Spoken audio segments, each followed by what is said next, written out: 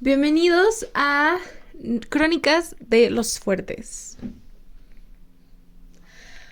Bienvenidos a Crónicas de los Fuertes. Mi nombre es Geraldine. Yo voy a ser su host a lo largo de estos 4 episodios donde hablaremos más o menos de la historia de los fuertes hoy en día. ¿Qué está pasando con los fuertes hoy en día?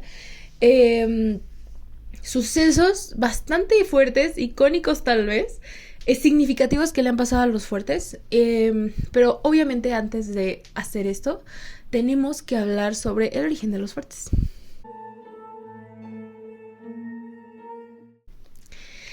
Al norte de la ciudad se encuentra lo que hoy conocemos como los fuertes de Loreto y Guadalupe, pero este nombre ha cambiado demasiado a lo largo de los años. Se ha llamado el Cerro de la Ermita, de San Cristóbal, de Belén y último, Loreto y Guadalupe. El cerro tiene o ha tenido a lo largo de los años como un peso súper fuerte de manera religiosa. De hecho, el nombre actual de Loreto y Guadalupe es por la Virgen de Loreto y la Virgen de Guadalupe. Pues la creencia empieza con San Cristóbal, de ahí uno de los primeros nombres del cerro. San Cristóbal era un niño indígena considerado por muchos como un mártir y se le construyó una ermita que posteriormente y en la actualidad también se le conoce como, o se le devotó a la Virgen de Guadalupe y por eso también el actual nombre. En el cerro, hoy en día tenemos la capilla de la Virgen de Loreto, que se construyó a petición de un señor que se llama José de la Cruz Sarmiento, que básicamente vivió un milagro. Tenía que pasar por el Cerro de los Fuertes y pasó que le cayó la lluvia de la vida. La lluvia de la vida. Y pues como cualquier buen devoto, se encomendó a la Virgen de Loreto y salió ileso de la tormenta, pero sus animales murieron al instante, por lo que lo tomó como que la Virgen de Loreto lo salvó de la muerte. Y para agradecerle a la Virgen de Loreto, acudió al ayuntamiento a pedir permiso para construirle una ermita a la Virgen. Y 3 años después le dieron el permiso. Esta capilla tiene por tradición, se retomaron las tradiciones que se tenían en el aspecto religioso, tiene las mismas medidas que la casa de Santa Loreto, de Loreto en Italia. Después de la construcción, en el siglo XVII, la devoción al culto como que murió, en realidad fue decayendo. Posiblemente fue porque los fuertes estaba lejos relativamente, o sea, en la actualidad del centro a los fuertes te haces como 5 minutos, pero pues obviamente anteriormente era un poco más distante. Posiblemente porque estaba muy lejos de lo que en ese entonces era la zona urbana, o probablemente fue por la expulsión de la orden jesuita en 1767, quienes poseían pues una enorme influencia y que su ausencia pudo influir en que la devoción hacia la Virgen de Loreto pues decayera. Posteriormente a la capilla se le dieron varios usos distintos a los religiosos. Fungió como centro de protección para la población en caso de ataque militar, porque su ubicación era perfecta para ver los posibles movimientos de los militares. Incluso se llegó a utilizar como prisión militar en algún punto. A inicios de la independencia se discutió fortificar la capilla como medida de protección ante las fuerzas enemigas.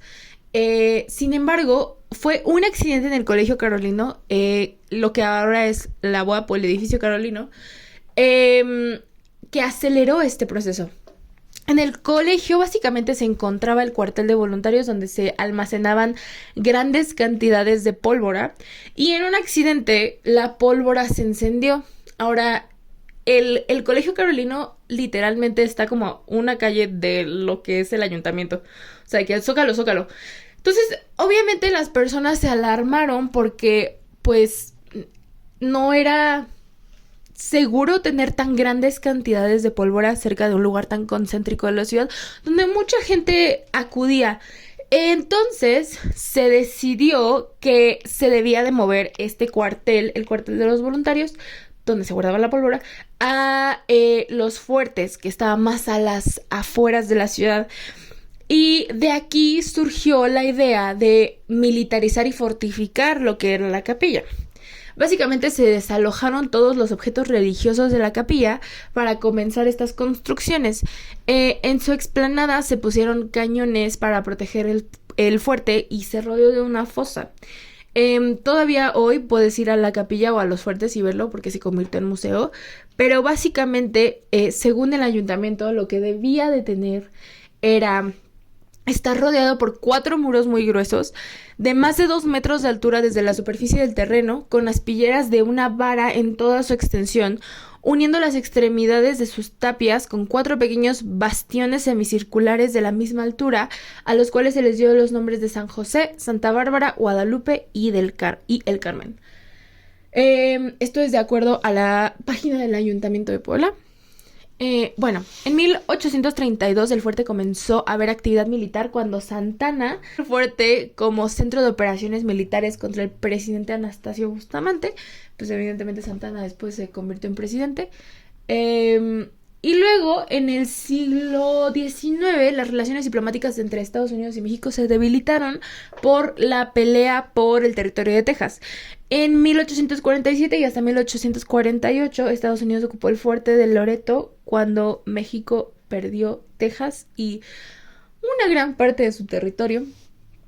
Y luego en 1862 la construcción fue testigo de la famosísima batalla del 5 de mayo, donde el ejército de Oriente, liderado por nuestro querido Ignacio Zaragoza, se enfrentó al ejército francés. Este ejército buscaba llegar a la capital del país, de Ciudad de México, y a fuerza tenía que pasar por Puebla.